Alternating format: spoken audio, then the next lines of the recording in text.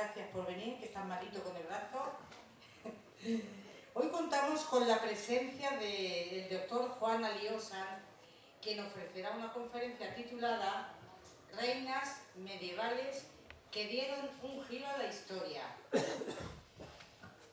Doctor en Medicina y Cirugía, profesor titular de la Universidad Complutense de Madrid, médico investigador, escritor y artista en proyección internacional.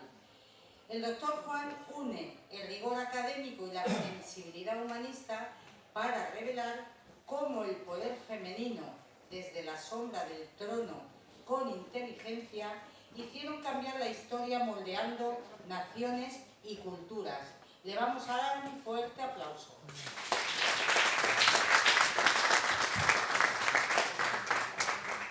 Bueno, pues muchas gracias, Isabel, por la presentación y muchas gracias a todos vosotros por estar aquí.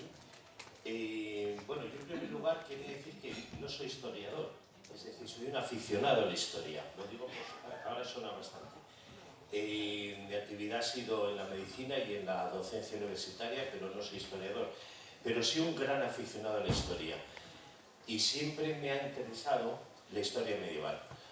Me ha interesado porque es una época, así me lo decían a mí en el bachillerato, una época oscura, de monjes, de monasterios, de muchas guerras, de mucha crueldad. Y bueno, pues siempre me ha interesado esa parte, ¿no?, de la historia. Y he leído y he estudiado mucho, sobre todo de la historia medieval. Entonces, bueno, pues la conferencia voy a hablar precisamente de eso. Vamos a hacer un recorrido por lo que es toda la parte desde el siglo VIII hasta el siglo XIII y voy a hablar de tres personajes fundamentales, tres reinas, que tienen un denominador común. El primer denominador, que han sido reinas con una gran capacidad diplomática, negociadora, con mucha inteligencia, con mucha diplomacia, pero al mismo tiempo mucha energía, muy enérgicas y muy decididas para cumplir el propósito que tenían. Y el denominador común también de las tres es precisamente el matriarcado, la protección de sus hijos, en concreto de uno de los hijos para que pudiera heredar el trono, y de los nietos, o de un nieto en determinado. Ese es el denominador común de las tres personajes que he elegido. Entonces, bueno, pues vamos a ver, no sé, espero que se vea bien. Este es el mundo al inicio del siglo VIII, que es por donde vamos a empezar, ¿no? El siglo VIII, o sea, estamos hablando de la alta Edad Media. Entonces, bueno, pues aquí había una serie de imperios y España, en ese momento surge un imperio que es el imperio musulmán. El imperio abasí, el califato omeya, que empezó a extenderse desde Arabia Saudí y empezó a extenderse por el norte de África, conquistando, por decirlo de alguna manera, toda esa parte del norte de África y llegó a la península ibérica. Llegó a la península ibérica y, bueno, pues invadió prácticamente toda la península ibérica. Y esto era un poco la situación en el siglo VIII de la España del siglo VIII. Estaba prácticamente todo, como vemos, formado por el califato omeya. No fue una invasión, hubo guerras, por supuesto, hubo batallas cruentas, etc., pero en muchos casos fue una invasión a través de diplomacia. Es decir, se llegaban a acuerdos. Por ejemplo, en Alicante, el tratado de Teodomiro. Teodomiro era el conde que estaba en Alicante, en Orihuela concretamente, y simplemente se hacía un vasallaje al emir y se mantenían un poco las situaciones de territorio, etcétera, etcétera. No se tocaba mucho eso en principio. Por eso la conquista musulmana de la península no fue en muchos casos una invasión cruenta, pero en muchísimos casos fue una invasión diplomática.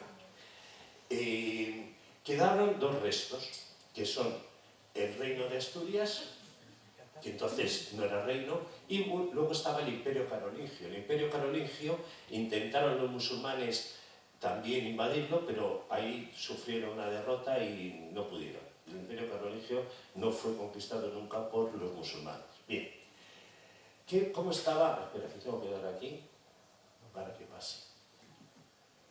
No, pues no pasa. Espera, un momento. Bien, en lo que era entonces el reino de Asturias, ya veremos que entonces no era reino, pero bueno, estaba un personaje que era Pelayo. Y en el Imperio Carolingio pues estaba Carlomagno, que era el emperador. De Pelayo hay muchas leyendas, mucha historia.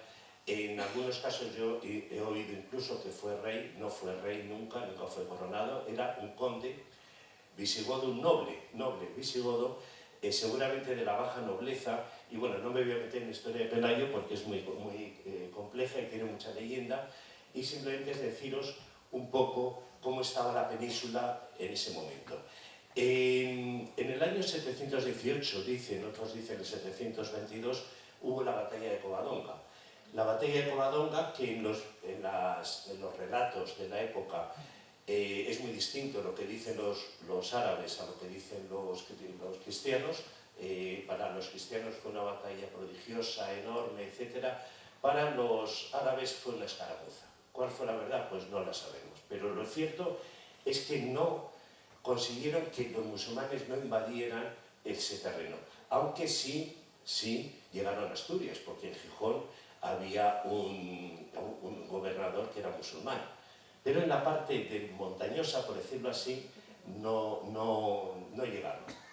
Entonces ahí se quedaron como reductos de caudillos que eran visigodos, bueno, pues controlando cierta parte del territorio, de un territorio pequeño.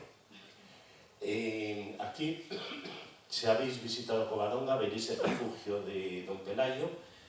Está aquí tenemos una foto. La zona, si la conocéis, es una zona muy boscosa, con mucha montaña, y está la ermita, la basílica que se construyó, es donde están los restos de Pelayo. Bien, pues esta es la situación que había en la península en este momento. Pelayo tuvo un hijo que era Fabila y, bueno, heredó un poco el caudillaje. Como digo, no eran reyes. Heredó el caudillaje, pero murió en poco tiempo. Dicen las crónicas que fue muerto por un ataque de un oso. En esa época habría muchos osos por la zona. Y tuvo una hija que era Ermesinda. Entonces Ermesinda se casó con el duque de Cantabria, que era Alfonso. Ahí fue donde se unió el condado, vamos a llamarlo así, por entonces no era reino, de Asturias con el de Cantabria. Y Alfonso sí fue rey, o sea, fue coronado rey. O sea, que a través de la figura de Ermesinda, casada con Alfonso I, llamado el Católico, surge el primer rey asturiano.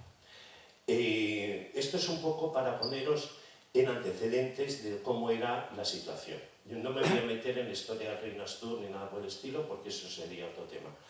Entonces, bueno, entre los dos, fijaros, entre el reino de Asturias y el Imperio Carolingio, había aquí una zona, que era una zona como también con caudillos visigodos, de la nobleza, alta y baja nobleza, y aquí se establece un tema muy importante, que estos caudillos toda esta zona era una zona muy montañosa, muy de difícil acceso, y todo estaba alrededor de una ciudad que era Pamplona.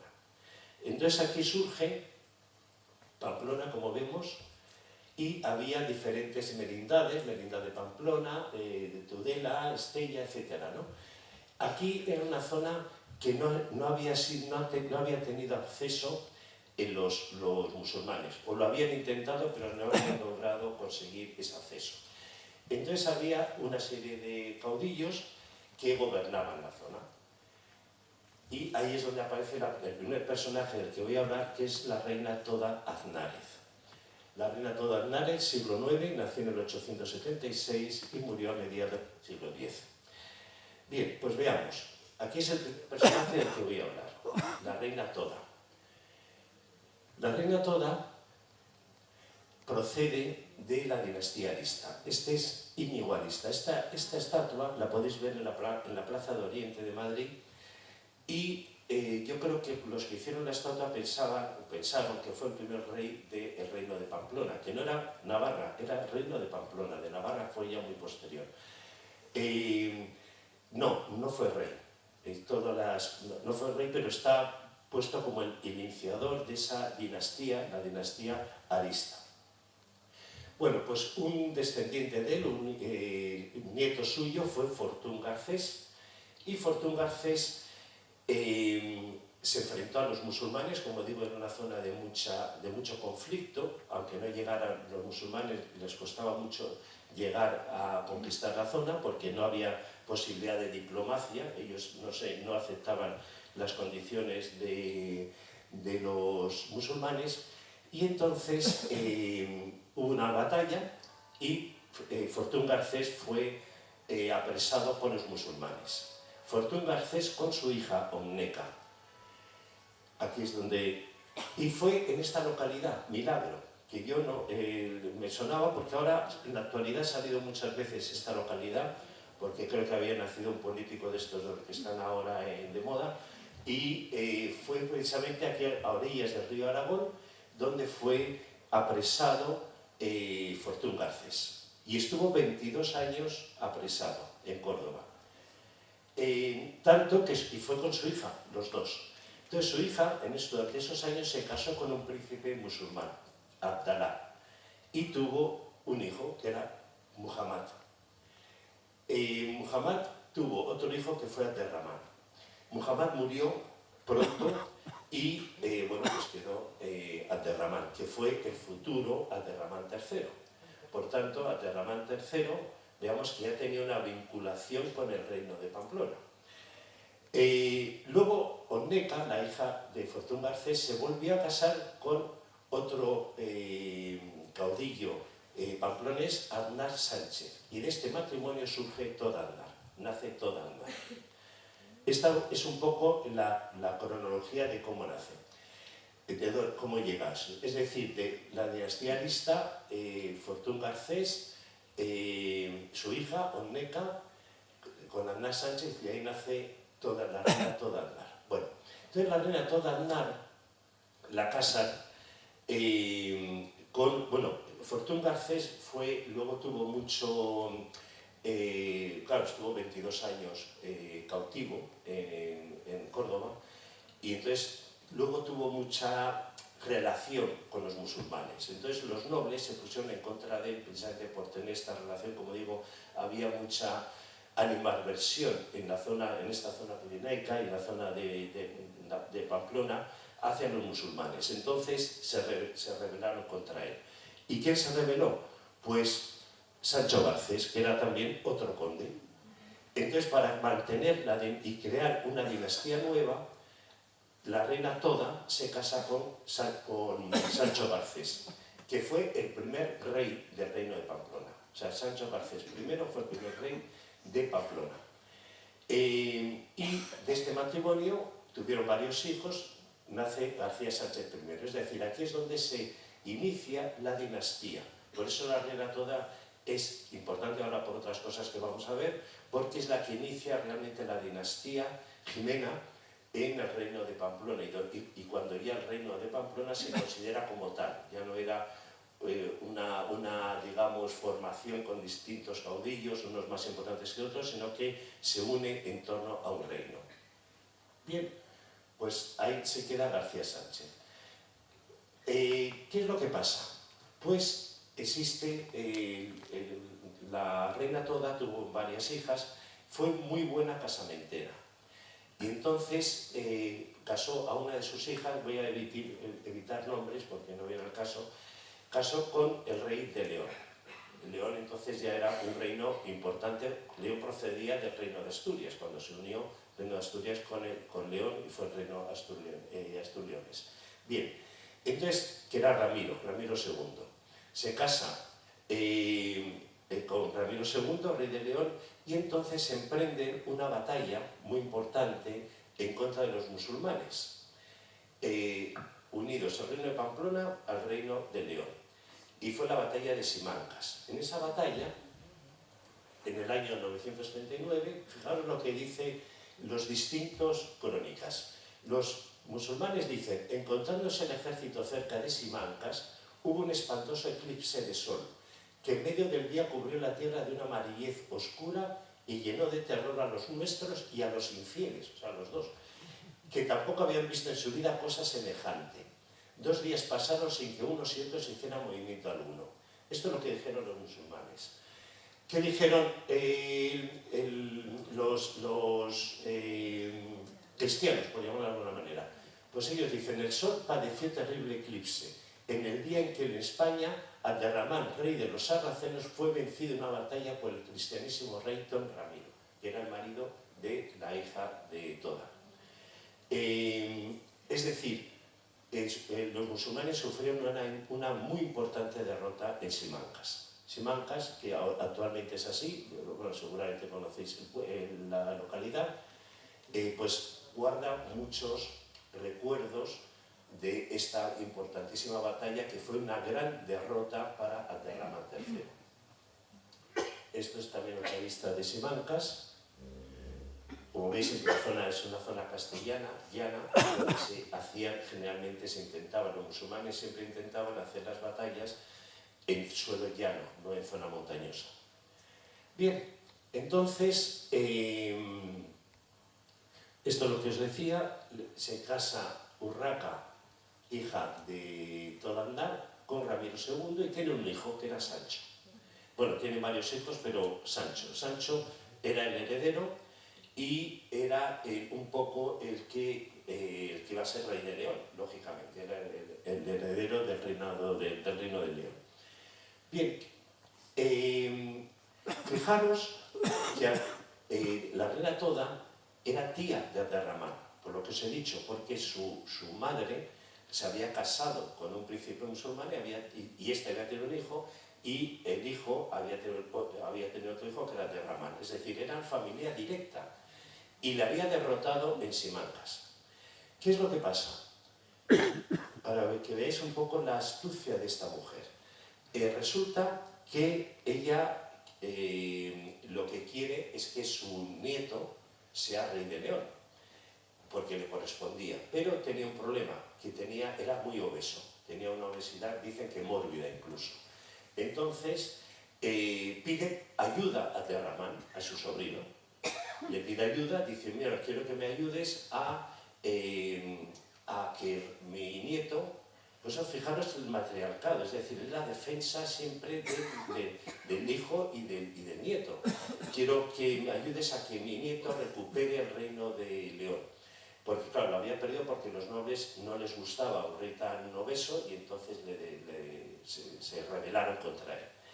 Entonces, efectivamente, Abderramán recibió, y además le dice: como tenéis muy buenos médicos, quiero que me curéis esa obesidad que tiene.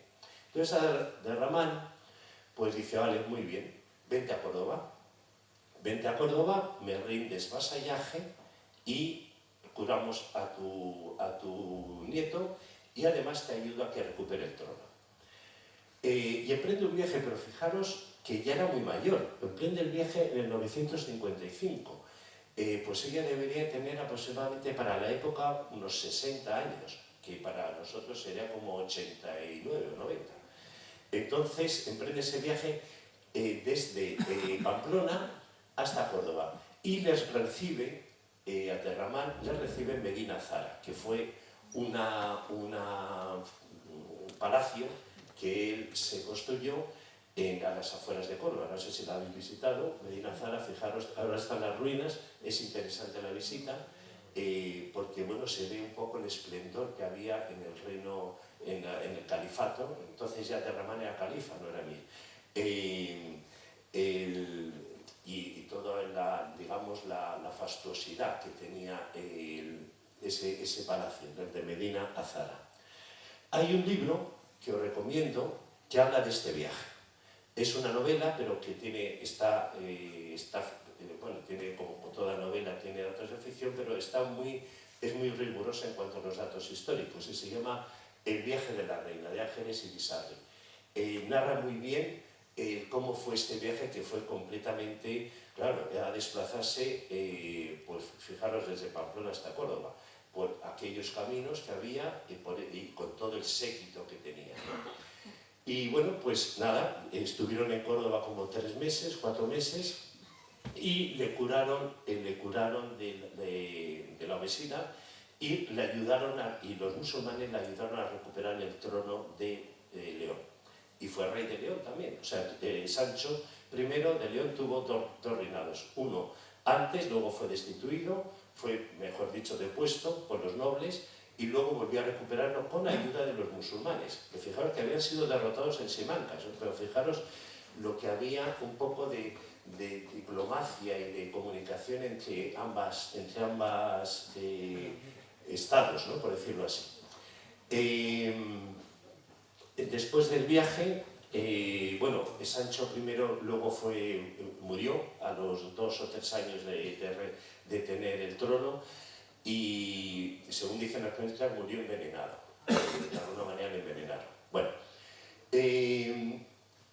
al final ella, después de terminar este viaje, pues fallece en el 958, ya muy mayor, casi 70 años tenía, y está enterrada aquí, en el monasterio de Suso, en La Rioja.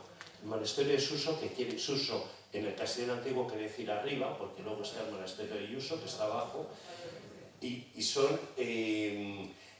donde también se conservan las primeras glosas escritas en castellano. Y entonces aquí es donde está enterrada, si lo conocéis o si vais a verlo, el monasterio de Suso, que es el que está como más escondido dentro del bosque, y aquí está su sepulcro, que se puede visitar. Y aquí es donde pone por los datos de que ese es el sepulcro de la reina toda Aznárez, o Aznar, como se la quiera llamar. Entonces, como digo, esta reina fue digamos, como dato fundamental, supo comenzar una dinastía, la dinastía Jimena, y además consiguió derrota de los musulmanes, pero luego también conseguir el trono, mantener el trono de León, del reino de León, dentro de la propia dinastía, porque su hija estaba casada con el padre de Sancho, que era su hijo. Bien, pues esta es la historia de toda Aznárez. El segundo personaje que os voy a presentar es Berenguela de Castilla.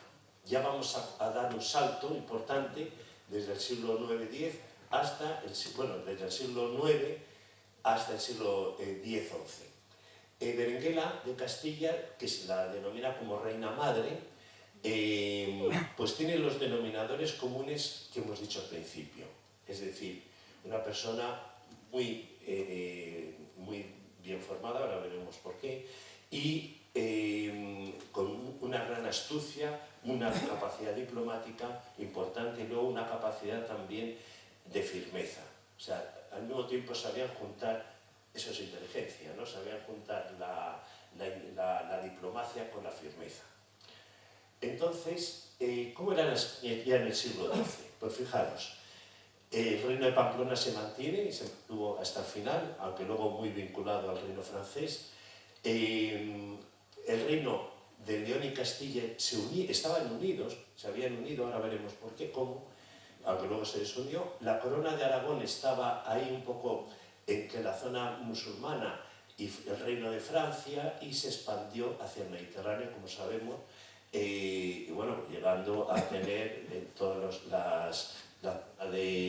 aparte de Baleares, toda la zona de Córcega, Sicilia, incluso Nápoles, porque Alfonso V, rey de Aragón, pues era rey de Nápoles también.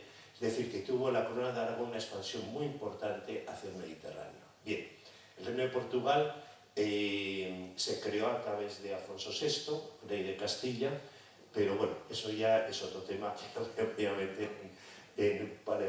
fue, digamos, una especie de chantaje de eso, el reino de Portugal, pero bueno, ahí no me voy a meter. Entonces, en el reino de Castilla, León y Castilla, que estaban unidos, fijaros, Alfonso VI, que, bueno, para que recordarlo, Alfonso VI es el del Cid, el de que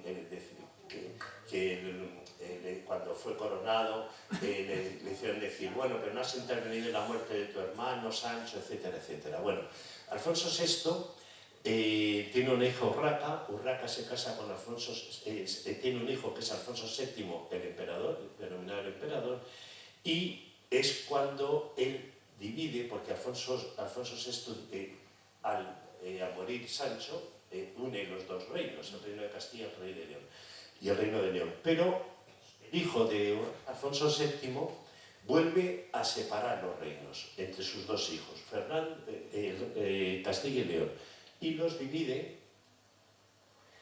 El reino de Castilla se lo da a su hijo Sancho y el reino de León a su hijo Fernando II.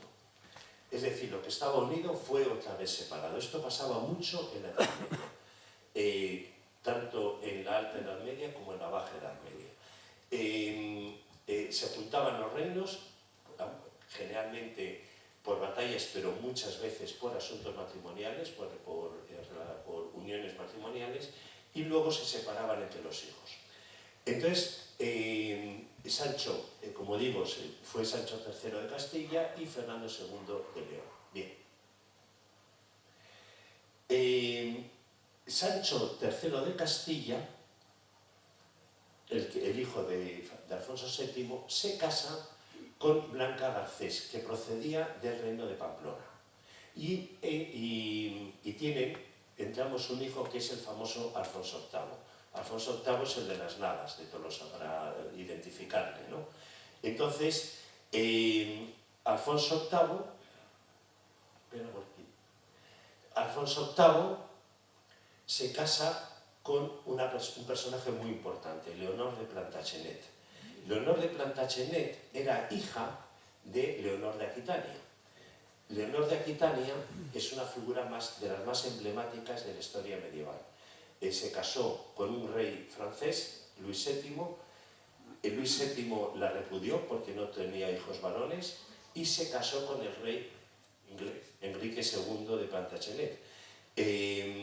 Ambos, Inglaterra y Francia, han estado peleados siempre. Y ahí estaban peleados. O sea, pero ella se casó, o sea, fue reina de Francia y reina de Inglaterra. Bueno, pues fruto de su matrimonio con el rey inglés, tuvo a Leonor de Plantagenet, que es la que se casó con Alfonso VIII, y tienen a Berenguela. Entonces, Berenguela, claro, era muy importante porque además este matrimonio se casaron, fijaros, en 1170. Entonces, Leonor de Plantagenet tenía 10 años y Alfonso tenía 15 años.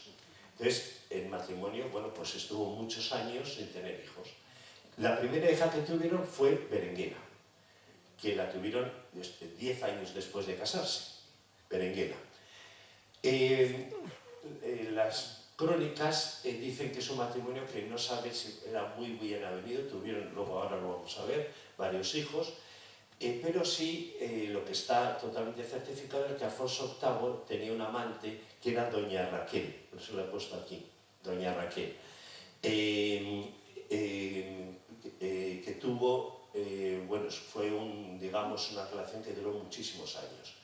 Hay un libro también, que es de Feuchtwanger, que es La judía de Toledo, que habla de esta relación entre Alfonso VIII y doña Raquel en Toledo. Vivían en Toledo. Entonces, bueno, no sabemos, de luego esto fue cierto, esto no es un bulo ni nada por el estilo, sino que está documentado que tuvo esta amante. Entonces tardaron mucho en tener hijos, ¿no? La primera fue Berenguela. Entonces, claro, tardaron mucho tiempo en tener hijos, no venían ningún otro hijo, y entonces Berenguela era la heredera. Fue formada como futura reina, ya, desde que nació. Y así fue, tanto que hubo unos esponsales con el hijo del emperador del Sacro Imperio Romano Germánico, que era Conrado. ¿Por qué? Fijaros cómo es posible que Federico Barbarroja, que era el emperador del Sacro Imperio Romano Germánico, se interesara porque su hijo se casara con la futura reina de Castilla. Eso es la idea de que el reino de Castilla, León, en ese momento el reino de Castilla, tenía una importancia y estaba cobrando una importancia muy, muy, muy grande en toda Europa, sobre todo en la Europa más occidental. Entonces, bueno, pues se establecen unas dotes muy importantes que están relatadas, pero ¿qué pasó? Pues fijaros, que nace un varón. Cuando estaban esos esponsales, que incluso Conrado vino a Castilla, a Burgos, etc., pues nace un varón, con lo cual Berenguela deja de ser la heredera en favor de su hermano, que era Enrique. Entonces ya Conrado y Federico Barbarroja ya perdieron el interés en esos esponsales y rompieron, pero se quedaron con la dote, que era enorme. O sea, se quedaron con la dote que les había dado Alfonso VIII y no sé si Alfonso VIII devolvería la dote que había aportado Conrado. El caso es que nace Enrique I, que iba a ser, y fue de hecho rey de Castilla. Entonces Berenguela queda ya en un segundo plano y había que buscarle marido. Fijaros que luego tienen otra hija, Blanca, que Blanca se casa con Luis VII, rey de Francia, y tienen un hijo que fue San Luis IX, el famoso San Luis de las Cruzadas. Pues ese era hijo de Blanca, infanta castellana. Como veis, estaba todo como muy enlazado, unas partes con otras. Bien, entonces, ¿a quién buscan de marido? A Berenguela, una vez que había fallado Conrado. Pues bueno, pues resulta que el León, acordaros que sigue separado el reino de Castilla y el reino de León, ¿no? Desde que Alfonso VII lo divide entre sus dos hijos. Entonces, Fernando, el rey de León, Fernando II, se casa con Urraca de Portugal, tiene un hijo que era Alfonso IX. Alfonso IX no podía ser un candidato porque estaba casado con Isabel de Portugal. Pero el Papa anuló este matrimonio. Anuló este matrimonio porque luego hablaremos de este Papa después. Bueno, tuvieron dos hijas, que también vamos a hablar luego de ellas, Blanca y Dulce. Y entonces este matrimonio entre Alfonso IX y Teresa de Portugal fue disuelto por el Papa, y a pesar de que las dos hijas que habían tenido. Entonces dijeron, bueno, pues vamos a casarla, dijo el padre Alfonso, vamos a casarla con el rey de León, y unimos otra vez los reinos de León y de Castilla. Y así lo hicieron, se casaron. Se casaron en 1196 y tuvieron varios hijos.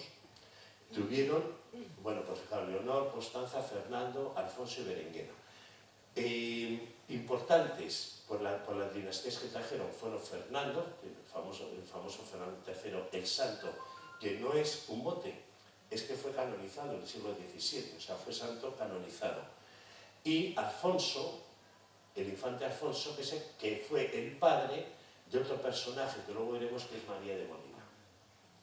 Entonces, se unen, en este caso, se une el reino de los hijos, Fernando, que era el heredero, iba a unir otra vez el reino de Castilla y el reino de León.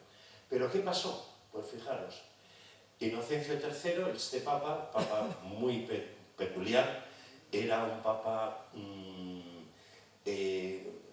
prácticamente era como un emperador. Hay un denominador común en toda la historia medieval, que es el papel de la Iglesia. Era importantísimo, o sea, la Iglesia tenía un poder importantísimo en toda la sociedad, tanto civil como la realeza, en todo. Tenía un poder inmenso. De hecho, fijaros, por ejemplo, toda la filosofía de la Edad Media es una filosofía escolástica, la gran mayoría, la más importante. Entonces, este Papa Inocencio III era un papa que tuvo un papado muy largo y se comportaba como un auténtico emperador. Y al mismo tiempo era muy estricto con los matrimonios cosanguíneos. Entonces anuló el matrimonio después de que tenían ya 6 hijos. Lo anuló al cabo de 8 o 9 años. Eso era muy importante porque si anulaban el matrimonio, quiere decir que los hijos no eran herederos. Los hijos que habían tenido no eran herederos. Pero fue precisamente Berenguela, a través de diversas negociaciones, la que consiguió que por lo menos a sus hijos les considerara legítimos. Y eso era fundamental. Pero le obligó, intentaron, porque era una pareja que no se llevaba mal. A pesar, no se conoce que hubiera habido infidelidades o relaciones extramatrimoniales ni hijos ilegítimos de Alfonso IX cuando estuvo casado con Berenguela. Entonces pidieron vivir, aunque no hicieran vida matrimonial, vivir juntos. Y el Papa les dijo que no, que se tenían que separar, como fuera. Y entonces Berenguela volvió a Castilla, a Burgos. Se volvió a casa, a Burgos, y allí estuvo, pues prácticamente se llevó a sus hijas, pero Fernando, que era el heredero, el mayor, el padre se lo quedó. Iba a visitar a la madre, pero el padre quería tener la tutela de Fernando, del hijo. Bien, pues resulta que muere Alfonso VIII, el de las Navas. Las Navas fue en 1212, pues Alfonso VIII muere 2 años después, en 1214. Y su mujer, Leonor de Plantagenet, muere también un mes después, justamente un mes después. Entonces, cuando muere Alfonso VIII, el rey, ¿quién era? Pues el varón que había venido después, Enrique, el que comentábamos antes. Entonces, pero era muy pequeño, tenía 6 años. Entonces, la regencia cayó en manos de Berenguela, de su hermana. Esta regencia, claro, aquí había una familia en esta época que era muy, muy importante, tenía muchísimo poder, que era la familia Núñez de Lara. Entonces, los Núñez de Lara pidieron compartir la regencia con Berenguela y lo consiguieron, tuvieron que compartir la regencia, pero realmente fue Berenguela la que llevó el peso de la regencia. Lo que querían sobre todo Álvaro Núñez de Lara era controlar, a ver lo que iban a hacer, pero la regencia realmente la llevó la hermana, que era Berenguela. Entonces, bueno, pues todo se prometía así. Berenguela estaba con el matrimonio disuelto, sus hijos, tenía a uno de sus hijos, su hijo mayor, que tenía una predilección por él. ¿Por qué? Pues fijaros, Fernando tuvo al año de edad tuvo unas fiebres muy importantes y pensaban que iba a fallecer. En aquella época la mortalidad infantil era enorme, ¿no? Entonces, cuando estaba en la peor situación el niño, Berenguela cogió un caballo, dos del séquito, y se fue al monasterio de Oña y estuvo orando con el niño en brazos toda la noche y todo el día. Y el niño curó, seguramente por el cambio de aires, pero el caso es que al final el niño se curó. Entonces ella tenía una especial predilección por Fernando. Y se lo quedó el padre. Se lo quedó el padre para llevar la tutoría, y él sabía que iba a ser el futuro rey de León y quería tenerlo allí. Entonces, ¿qué pasa? Pues fijaros, Enrique I, el hermano, el que tenía la tutela Berenguela, coge el reino. Espera, que se me ha pasado. Coge el reino y lo lleva. Bueno, antes, nada más fallecer el padre, Enrique, espera, a ver un momento, es que, sí, sí, es decir, espera, porque es que estoy viendo, vale, bien, entonces, Enrique I fallece en 1217, o sea, reinó nada, muy poco tiempo, o sea, la regencia duró hasta que fue mayor de edad, y cuando fue ya mayor de edad reinó muy poco tiempo. Entonces, la reina Berenguela se tituló como la reina de Castilla. Entonces, ¿qué hizo? Pues llamó a su hijo, a Fernando, y le dijo, ven inmediatamente para acá, vente para Castilla. Él estaba en León con su padre. vente para Castilla. Entonces, Fernando, un poco sin que su padre lo supiera, emprendió un viaje de León a Castilla, a Burgos, y no sabía muy bien por qué, porque tampoco Berenguela le dio a los mensajeros las razones, ¿no? Simplemente le dijo, ven urgentemente a Castilla, a Burgos. Entonces vino y entonces ella se coronó en Burgos, se autoproclamó reina de Castilla. Pero quería hacer la coronación. Entonces, para hacer la coronación, Berenguela había nacido en Valladolid y estaba muy ligada a Valladolid. Preparó la coronación en la Plaza del Mercado de Valladolid. La Plaza del Mercado, no sé si la conocéis, esto es una foto de los años 60, pero es muy parecida a como está ahora. Yo voy bastante a Valladolid por razones de trabajo y bueno, está muy parecida. Bueno, pues allí se organizó la coronación de Berenguela y se hizo, bueno, pues todo el boato de una coronación de una reina. ¿Y qué pasó? Pues fijaros, cuando se estaba coronando, ella, cuando le iban a poner la corona, dijo, yo renuncio a la corona en favor de mi hijo, Fernando. Es decir, sin que nadie lo supiera, ni siquiera lo sabía Fernando, que iba a ser coronado rey. Y lo hizo así para proteger la dinastía, no quería que nadie lo supiera para que no pudieran intervenir en ese proceso y que de alguna manera pudieran, digamos, influirlo negativamente. Entonces, en el 1217 se proclama Fernando III rey de Castilla. Bien, ¿qué pasó entonces? Bueno, pues Fernando III ya sabéis que conquistó muchísima parte del territorio musulmán, hasta Sevilla, de hecho está enterrado en Sevilla, y se le considera casi un rey sevillano, según dicen los sevillanos. Y entonces, ella, como él estaba prácticamente siempre fuera de Castilla en batallas, ella llevó prácticamente toda la gobernación del reino de Castilla, es decir, que pasó de ser regente a ser ahora prácticamente a la reina. Firmaba los documentos con el rey y era la que estaba detrás de su hijo, constantemente. Y el hijo descargaba toda la responsabilidad del reino en su madre. Bien, fijaros, en 1230 fallece Alfonso IX, rey de León, el padre de Fernando. Entonces, claro, dice, bueno, pues ha fallecido tu padre, tú ahora tienes que ser el rey de León, lógicamente. Pero había un problema, que estaban las hijas del primer matrimonio, del que os he dicho que era Isabel de Portugal. Estas hijas, que eran dos, Dulce y Blanca, ellas se proclamaron como reinas de León, por ser las primogénitas porque eran del primer matrimonio.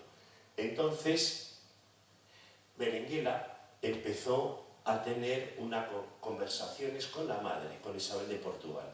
Conversaciones que duraron meses. Ahí también se refleja la tremenda astucia y la tremenda diplomacia que tenía esta mujer, porque consiguió que las hijas renunciaran al reino en favor de su hermanastro. Lo consiguió pues dándoles sobre todo títulos, castillos, territorios, etc. Y yo creo que ellas pensaron que iban a vivir más tranquilas siendo con todo lo que les dio Berenguela, que si se proclamaban reinas de León, que se iban a tener que casar, etc. Entonces, bueno, pues al final consiguió, después de meses de negociación, que Fernando fuera rey de León. Es decir, a partir de 1230, el reino de León y el reino de Castilla se vuelven a unir y ya no se separan nunca. Ya quedaron juntos durante toda la historia. Fernando se casó con Beatriz, no me voy a meter en la historia de Fernando, que es muy interesante, pero no es el tema. Se casa con Beatriz de Suabia, el primer matrimonio, y tiene un hijo que es Alfonso X, el sabio. Luego vamos a hablar de él. Fallece, bueno,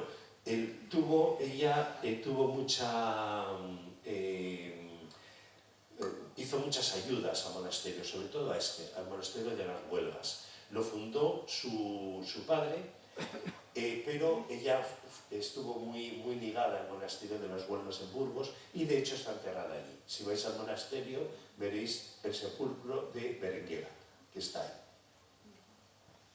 Y en Bolaños de Calatrava está el castillo de Berenguela. Bolaños de Calatrava está en Ciudad Real, no sé si lo conocéis. Este castillo lo cogió su padre cuando la batalla de las Navas. Cuando la batalla de las Navas las fronteras descendieron y entonces esto que era frontera dejó de ser frontera y el castillo se lo donó el padre a su hija cuando se casó con Alfonso IX. Y ella vivió aquí bastante tiempo, sobre todo en la parte cuando lo obligaron a separarse del marido de Alfonso IX y tuvo que irse a Castilla, pues durante mucho tiempo estuvo ella viviendo en este castillo. Se puede visitar para hacer un recorrido turístico por Berenguela, que hay sitios para ver. Bien, y ya por último voy a hablar del tercer personaje, que es María de Molina. Bueno, está muy ligado, lo vamos a ver luego, a Berenguela. María Molina, como fue, y así se la conoce como esposa, madre y abuela regente. Volvemos al mismo denominador común de los tres personajes: matriarcado, diplomacia, negociación y firmeza, astucia e inteligencia. Eso es el denominador común de las tres mujeres de las que me estoy hablando. Y hay más, lo que pasa es que bueno, yo me he centrado en estas que son tal vez las más conocidas. María de Molina, que tiene una calle importante en Madrid, la calle María de Molina. Fijaros ya, Bretón de los Herreros, en la obra de don Fernando el Emplazado, la describe como ya en venturosa paz Castilla duerme, y en esa paz se la dio doña María, sagaz, prudente y valerosa reina, cual madre tierna y viuda sin mancilla. Esto es un escrito que hace Bretón de los Herreros en esta obra de teatro en la que se refiere a María de Molina. Bueno, ¿de dónde procede? Pues fijaros, antes os decía que cuando se casa Berenguela con Alfonso IX tienen varios hijos, y os dije, hay dos importantes, son dos importantes, pero bueno, Fernando, que es Fernando III, el santo, y Alfonso. Alfonso, el infante Alfonso, se casa con Mayor Alfonso de Meneses, que era una mujer que procedía de una familia muy importante, noble de Castilla. Y de ahí nace María de Molina, de esa unión. Nace en Valladolid. También Valladolid era una ciudad muy importante, tanto como Burgos o como León, en la época medieval. Y, bueno, sigue siendo, claro. Aunque los leoneses siempre están enfrentados con los de Valladolid, pero bueno, esa es otra historia. Y no se sabe mucho de su infancia, pero parece ser que la pasó prácticamente toda su infancia en este monasterio de Palazuelos, que está en Corcos del Valle, en Valladolid. Ahí parece que pasó prácticamente toda su infancia. Fijaros cómo era ya en el siglo XIII, a mediados del siglo XIII, la península estaba formada, el reino de Navarra, lo seguís viendo aquí, corona de Castilla, unida a la corona de León, pero ya era corona de Castilla, corona de Aragón expandida hacia el sur, Murcia, y fijaros que en la zona musulmana solamente ya estaba el reino de Granada y algunas taifas.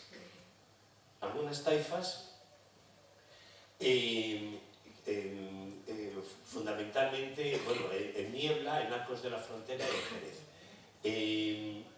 Es decir, prácticamente el imperio musulmán se había desheredado. Es más, digamos, el reino de Granada tenía muchas negociaciones con el reino de Castilla, incluso con el reino de Aragón, y tenía muchas relaciones, pues lo único que les diferenciaba era la religión, prácticamente, ¿no? Lo demás es que cohabitaban dentro de una estabilidad más o menos establecida. Bien, Jaime I, el Conquistador, que además hay una calle aquí cerca, de la calle Jaime I, tiene dos hijas, Violante y Pedro III. Bueno, pues Violante se casa con Alfonso X. Alfonso X, que hemos dicho que era el hijo del matrimonio que había tenido Fernando III. Es decir, fijaros que Alfonso X era yerno de Jaime I, el Conquistador, y el padre era Fernando III. O sea, fijaros cómo era la unión de todas estas. Y tienen un hijo que era Sancho IV. Bueno, María Molina se casa con Sancho IV. María Molina no era reina porque su padre era un infante. Se casa con Sancho IV, el rey de Castilla, en 1285 y bueno, pues fijaros, para ver la procedencia, Berenguela y Alfonso IX tienen a Alfonso de Molina, que es el que me he referido antes, infante de León, y este tiene a María de Molina. Y Jaime I tiene una hija que es Violante de Aragón, que se casa con Alfonso X, y tiene un hijo que era Sancho el Bravo. Y son estos dos linajes los que se casan. Y se casan en la Catedral de Toledo. Tienen, fijaros, Alfonso X con Violante de Navarra tiene un hijo que es Fernando de la Cerda. Y tiene otro hijo que es Sancho IV, como he dicho antes.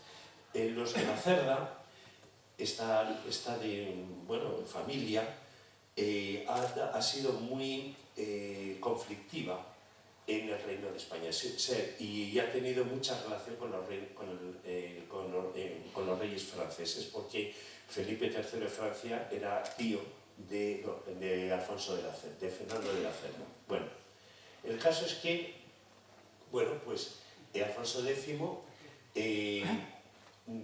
nombra heredero en principio a Fernando de la Cerda. Bueno, en principio nombra heredero a Sancho, pero luego él en las 7 partidas, que fue uno de los escritos que él hizo, nombra heredero o sea, establece unas leyes que le correspondería el reino al hijo del heredero, aunque hubiera muerto, porque Fernando de la Cerda muere y entonces Alfonso, que era su hijo, queda como heredero de Castilla. Y Sancho, que era en principio el que era el heredero, se queda en segundo nivel. Entonces, claro, esto establece una serie de problemas importantes. ¿Quién apoyaba a los de la Cerda? Fundamentalmente los reyes de Francia. En este caso, como digo, Felipe III. Y Sancho, claro, ante este hecho, se enfrenta al padre y tiene un conflicto muy importante con su padre. De hecho, él se autoproclama rey y emprende una lucha contra Alfonso X, tanto que este se ve obligado a huir y se estableció, no recuerdo, creo que fue en Burgos, donde se estableció porque el hijo le estaba realmente ganando. Bueno, entonces se proclama rey. Luego Alfonso intenta, con ayuda de los benimerines, intenta recuperar el trono, pero llega un momento en que muere. Entonces Sancho, que se había casado, como digo, con María de Molina, el matrimonio, como pasó con Berenguela, es anulado.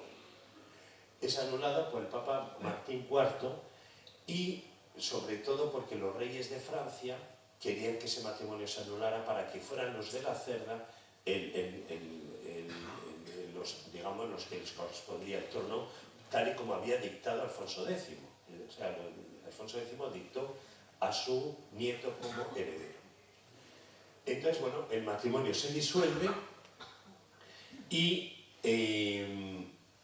pero sin embargo no lo aceptan y María de Molina y Sancho se proclaman reyes, se coronan reyes porque le apoya toda la nobleza, sobre todo la nobleza de la burguesía de las ciudades, y se coronan reyes en la Catedral de Toledo.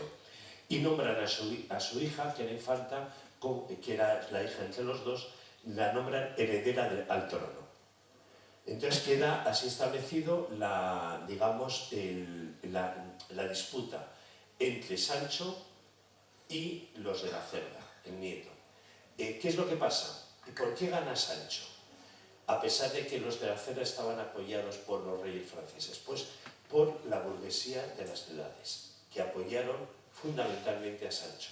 No querían una influencia francesa en territorio de Castilla, por eso apoyaron a Sancho.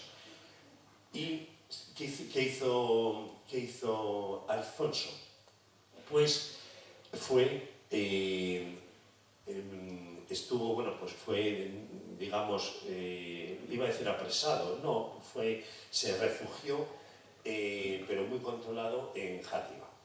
Estuvo allí prácticamente muchos años, digamos, recluido en esta ciudad. De hecho, en Játiva hay digamos, sitios donde se puede ver dónde estuvo Alfonso de la Cerda. Todo este tiempo, ¿no? Esto fue un conflicto muy importante, o sea, no fue fácil que Sancho recuperara el trono en contra de los de la Cerda. Hubo nobles muy importantes, que aquí he puesto yo alguna, aparte de Violante, la madre, que era madre también de Sancho, pero apoyaba a su nieto. Juan Núñez de Lara, los Lara que hemos hablado antes, Juan de Castilla el infante, Juan de Castilla señor de Tarifa, el rey de Portugal y López Díaz de Haro también. Nobles muy importantes apoyaban a los de la Cerda. Y entonces fue una época muy convulsa en cuanto a el reinado de Sancho IV.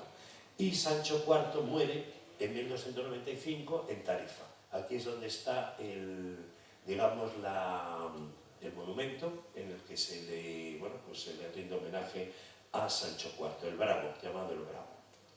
Bueno, ¿y qué es lo que pasa entonces? Muere y resulta que entre los dos habían tenido un hijo, que era Fernando, otro Fernando IV en este caso. Entonces, nada más morir, lo que hace María de Molina, es irse a Burgos y coronar a su nieto, a su hijo, a Fernando IV. Y aquí esta es la foto en la que ella presenta a su hijo como futuro rey y ella como regente del reino. Es aceptado por los nobles de la zona y queda, digamos, ella como regente y rey queda Fernando IV. Pero hay una disputa. Desde este año, 1995 al 97, fue una época súper convulsa de muchas batallas, conflictos entre esos nobles que he dicho antes y el rey de Portugal y la infanta. Entonces, hasta que se llega a un acuerdo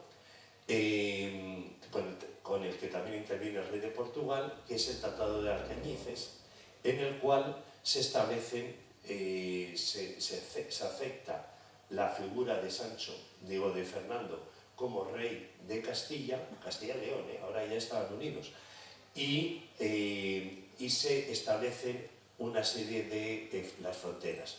Aquí es donde aparece la figura que en la historia pues, es muy conocida de Guzmán el Bueno. Durante estos conflictos que se establecieron entre los nobles y el rey, aparece la figura de Guzmán el Bueno apoyando precisamente a Fernando IV.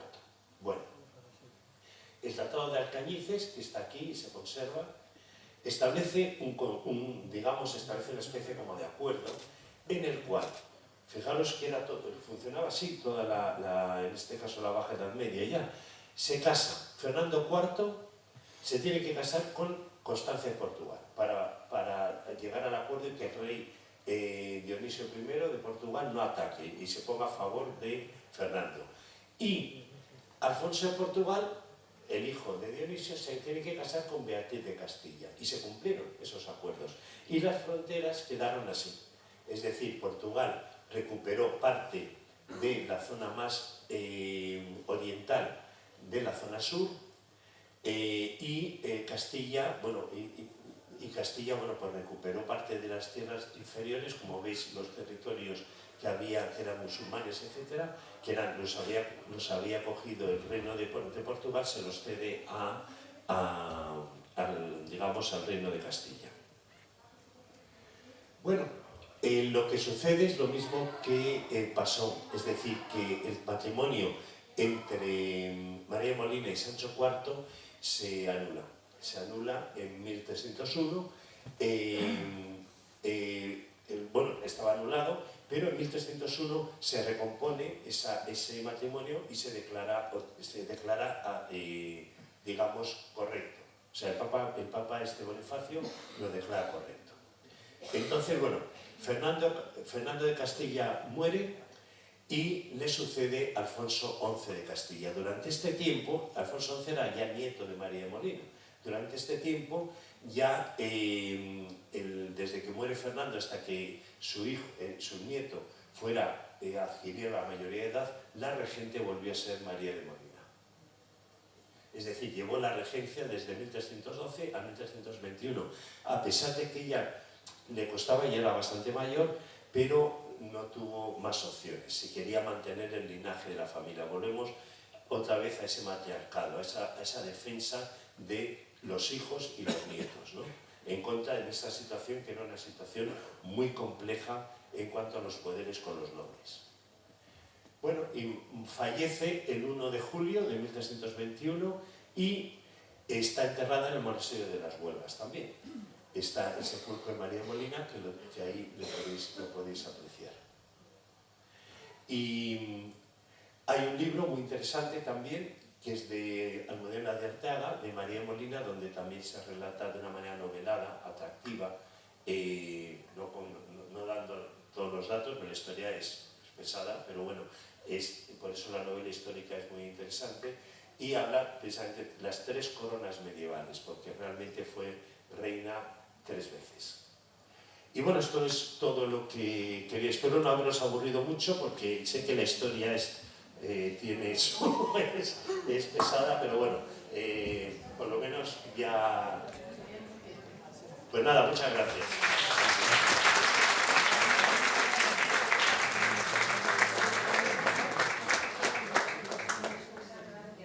Juan, muchas gracias. Qué buena memoria tienes. Qué viaje. Cuánto hemos viajado por tantos lugares, tantos nombres, tantas fechas. Una maravilla, ¿eh? Una maravilla. Tienes una cabeza, vamos, que puede ser buen actor, ¿eh? Buen actor. Pues nada, gracias por tu buena presentación y te voy a pasar el detalle que damos a todos los ponentes. Para que recuerdes tu paso por aquí.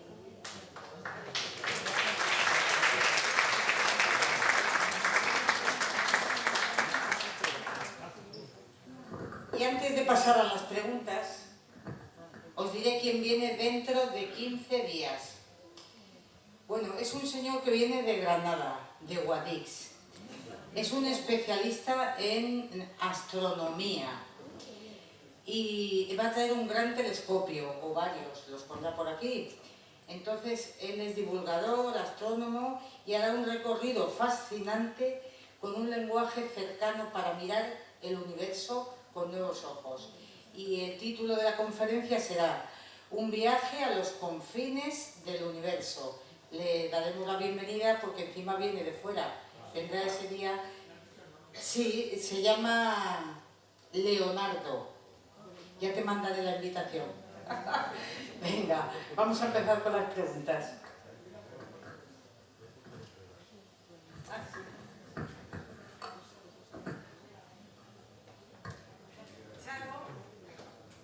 Charo, ¿querías comentar algo? No tiene nada que ver. Sí, está ya.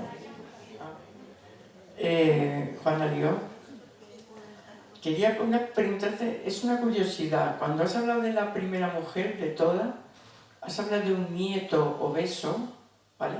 Como tú eres médico, a lo mejor lo sabes, a lo mejor no lo sabes, ¿cómo consiguieron curarle en el siglo VIII o IX esa obesidad? Me gustaría saberlo, la verdad es que es interesante. Muchas gracias, doctor Juan Alió. Pues sí, no había... ¿Se me oye? Sí. no había los métodos que tenemos ahora, pero ¿cómo lo consiguieron? Pues que dejando de comer, así de sencillo. O sea, el médico sí le tapaba la boca, solamente bebía infusiones y se la abrían de vez en cuando para comer algo, pero simplemente fue 40 días de ayuno. Vigilado completamente. Esa fue la terapia que hizo el médico Hussein de Abderramán III para quitarle la obesidad. A la bestia, vamos, era... Sí. A lo Ozempic y Debrado, y consiguió adelgazar. Dicen las médicas que pesaba 250 kilos, no sé si eso es exagerado, pero sí consiguió adelgazar bastante y recuperar el trono. Sí, así fue.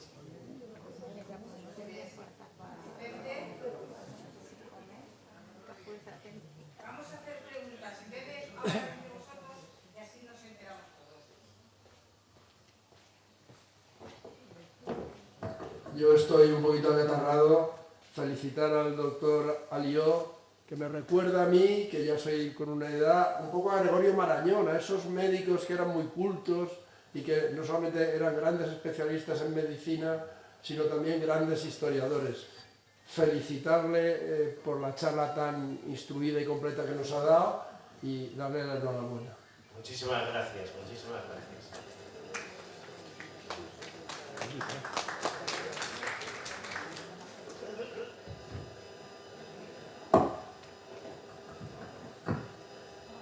Hola, buenas tardes. Pues a mí me ha surgido mucho la duda de por qué tanto la madre como el padre de Sancho IV estaban en su contra en favor del nieto. Es decir, se manifestaron en la contra, que normalmente siempre ¿no? Parece ser que siempre ha sido en favor de los hijos, y sin embargo hasta él tuvo que luchar en contra de su padre. O sea, hubo ahí un conflicto realmente muy grande. ¿El por qué?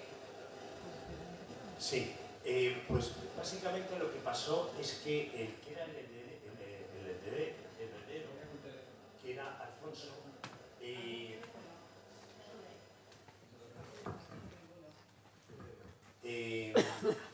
muere. Entonces, al morir, había dos posibilidades: que el hijo siguiente, que era Sancho, fuera el rey, o que fuera el hijo de Alfonso, que era el nieto de Alfonso X. Es decir, se establecía, había muerto el heredero, o bien podía ser el segundo hermano, que era Sancho, o el nieto. Entonces, Alfonso X al principio decide, le da el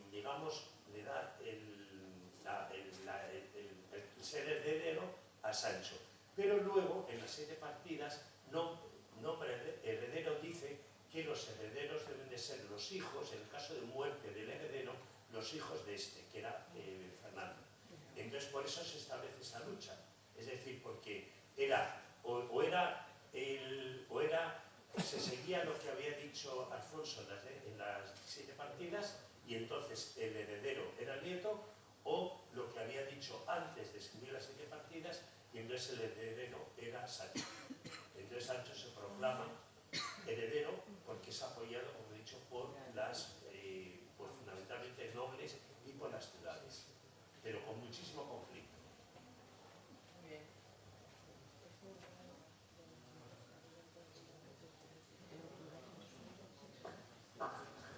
Hola, me ha encantado, primero porque me gusta mucho la historia, me encanta.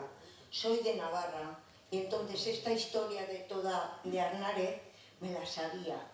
He leído el libro de la reina y me gustaría que la leyeran la mayoría, porque es una imaginación, aparte que el escritor es de Tudela, que tiene muchos libros y es muy ameno, pero es una historia del medievo, pero qué imaginación que hoy con internet no sé si la tendríamos.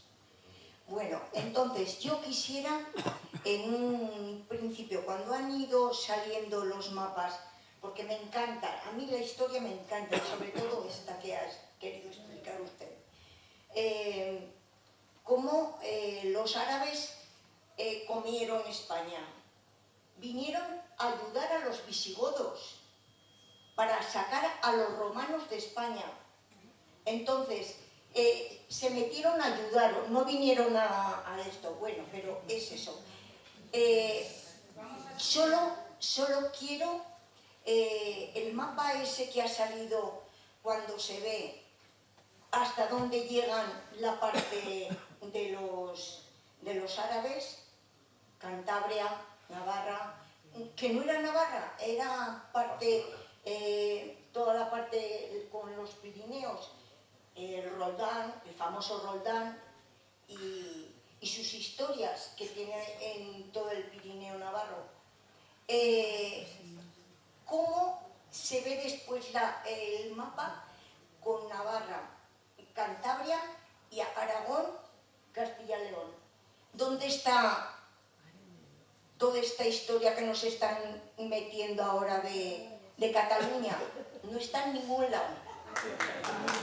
En ningún lado. Porque entonces Cataluña no era más que un condado. Eran condados. Quien mandaba ahí era Aragón, Sicilia, parte de Italia.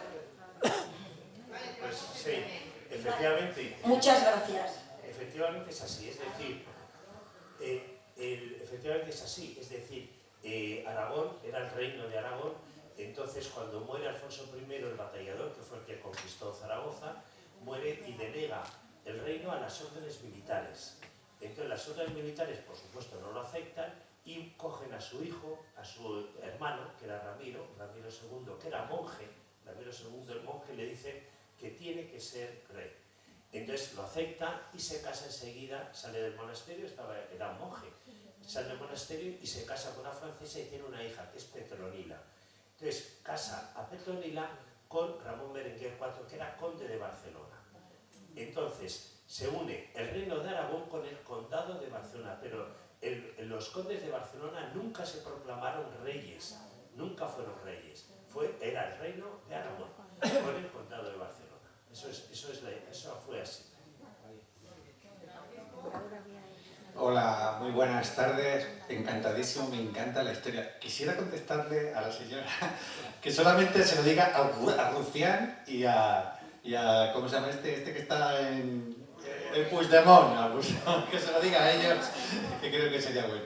Ante todo, felicitarte porque realmente yo que me gusta la historia y sobre todo que memorizo muchos reyes, yo no hubiera memorizado tantos, ni sobre todo los vínculos entre ellos para mí sería imposible. Felicidades de parte mía y supongo que de toda la sala. Yo la pregunta ya no va con las mujeres sobre la historia, que creo que es interesante, más o menos conocía sobre todo la de Total, es la que más conocía yo. Pero me ha llamado mucho la atención sobre el Papa, ese Papa que divorció, digámoslo así, a esos dos reyes que tenían 6 hijos y he entendido que no aceptaba que se casaran entre parientes, ¿no? Y saber un poquito más, si es posible, si lo sabes, y qué parentesco tenían esas dos personas, porque ahí me he perdido con tanta historia y para mí es una curiosidad que me gustaría, y felicidades sobre todo. Pues muchas gracias.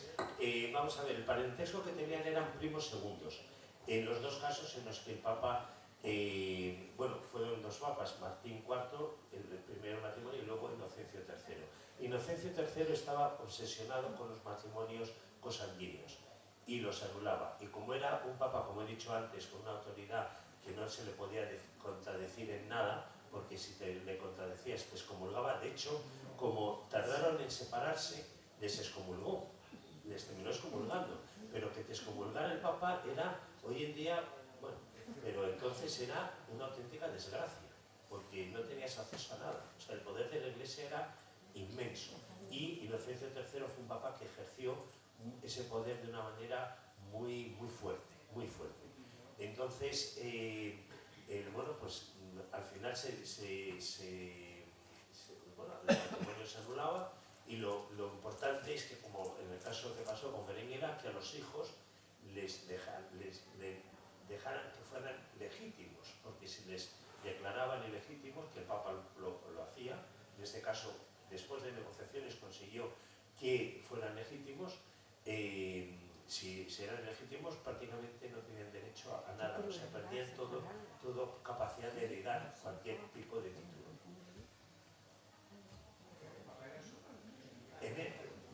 En esa época era con un poder máximo e Inocencio III super máximo. Super máximo. ¿Hay alguna pregunta más? Sí, la última y nos marchamos.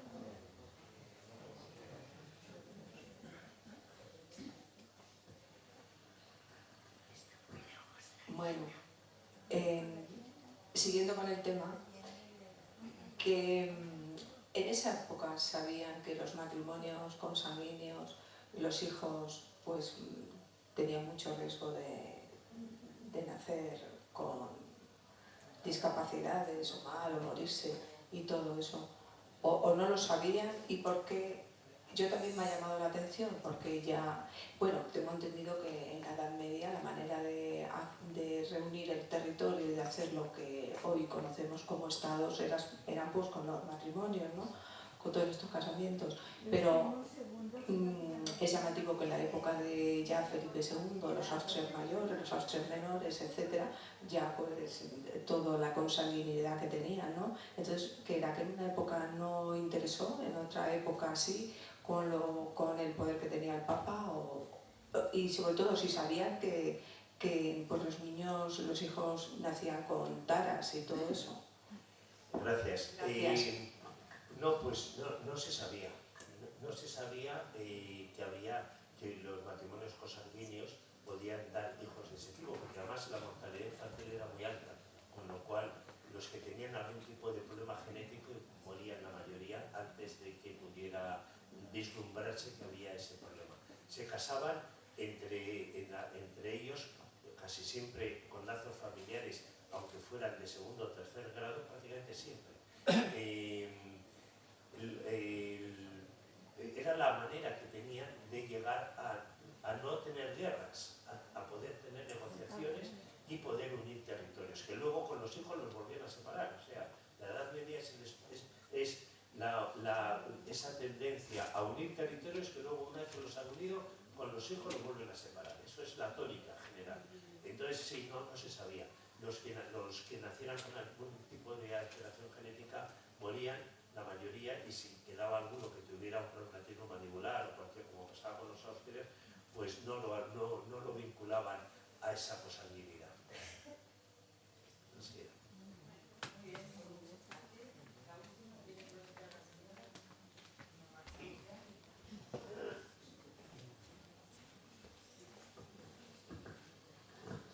Hola, buenas tardes y enhorabuena por la conferencia. Me gustaría preguntarle, la conferencia ha ido sobre las reinas medievales, las más importantes, y el medievo, si no estoy equivocada, se considera hasta 1492. Entonces yo creo que la reina por excelencia que hemos tenido ha sido Isabel la Católica. ¿Por qué no en esta conferencia no ha incluido Isabel la Católica? Pues sí. Es que no solamente son estas tres, hay muchas. Y efectivamente Isabel la Católica pues seguramente es una de las figuras más emblemáticas de la Baja Edad Media. ¿Por qué no? Porque merecen, es que cada uno de estos personajes requeriría a lo mejor una conferencia de una hora. Yo he intentado comprimirlo, pero la historia de Isabel la Católica pues es que requiere una conferencia para ella sola. Entonces de hecho he elegido a tres, digamos, como prototipos, pero es que me he tenido que dejar a Leonor de Guzmán, por ejemplo, que inició la dinastía Trastamara, o incluso quería hablar de Leonor de Aquitania, que es una reina fundamental, extranjera pero fundamental. Entonces, claro, me he dejado a muchas, pero es que tenía que elegir tres personajes que tuvieran denominadores comunes, y estas tres los tenía. Es así, pero vamos, ahí para mucho. Isabel la Católica. Venga,